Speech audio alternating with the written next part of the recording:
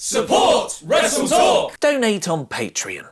Roman Reigns is an awful character. Sasha Banks and Bayley's counseling leads to nothing, and Kevin Owens blew himself. I am Luke Owen. Vote in the poll above my head to let me know your thoughts on this show using this rating system in or core, average, poor, and bore. This is the 2nd of July 2018 edition of Monday Night Raw in about 4 minutes. Roman Reigns opened the show to announce that he and Bobby Lashley would be taking on the Revival for the 3rd week in a row. He ran down Lashley for a bit when DolphIntyre came out to cut a promo of their own. They all got into a fight and Seth Rollins made the save. Quicker than you can say Teddy Long, player. Roman and Seth asked Kurt Angle if they could have a tag team match tonight. Angle reminded them that Roman already has a match for the show, but then made the match anyway. 2 Roman Reigns matches in one night? It must be my birthday.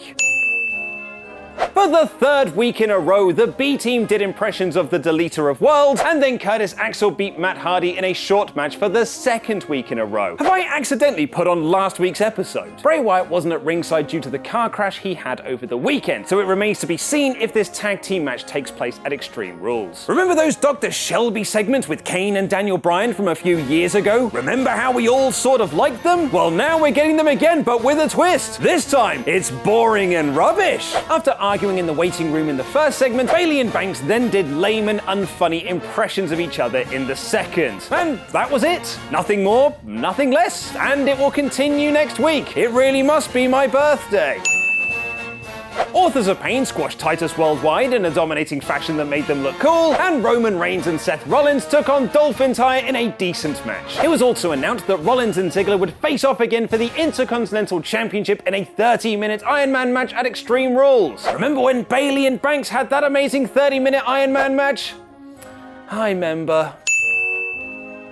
The 4 men built brilliantly to a Roman Reigns hot tag, but the Revival ran out from the crowd to cause a DQ. The heels then all laid out Seth and Roman and left standing tall. Baron Corbin came out to cut a promo on Finn Balor about their tag team match last week, and Balor came out to make fun of his hairline. Hey man, male pattern baldness is no laughing matter. Corbin said that he is tall and Finn wasn't, and wait, am I watching an episode of SmackDown Live from last month? Corbin punched Balor, but Finn fought back and sent him packing. The Ruby Riott-less Riott Squad listened to Elias play a song backstage before pushing over some stuff. You know, their antics don't really seem that rioty when Braun Strowman is elsewhere in the arena flipping cars for fun. Liv Morgan then lost to Ember Moon in a short match. Not sure what you do with the Riott Squad with Ruby on the injured list. We then got our 2nd Roman Reigns match and 5th Roman Reigns segment of the evening, when he teamed up with Bobby Lashley to take on the Revival for the 3rd time in as many weeks.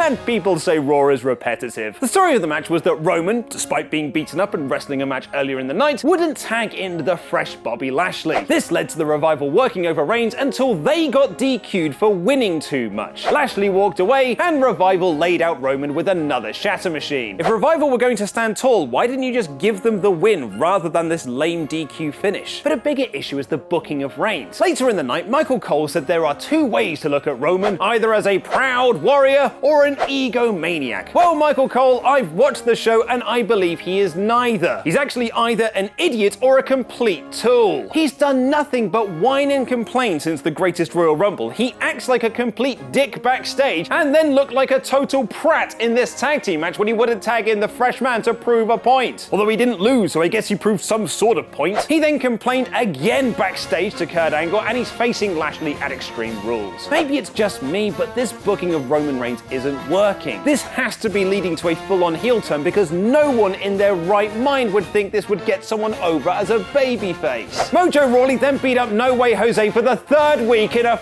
row. Are the writing team on their summer holidays or something, because we're just recycling the same angles over and over again? Hey, has anyone noticed that Ollie Davis is acting really weird at the moment?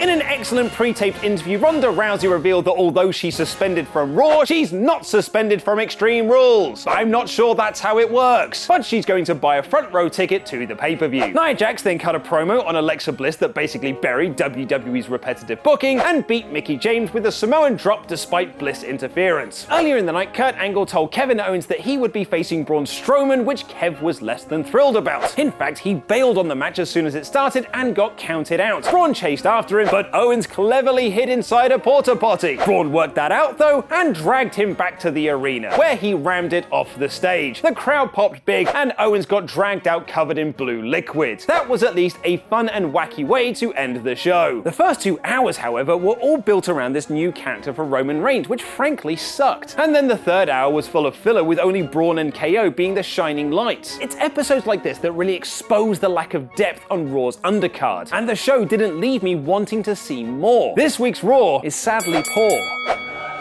Did Daniel Bryan really shoot on WWE's lack of long-term storytelling ability? Find out by watching the video on screen right now. I've been Luke Owen, and that was wrestling.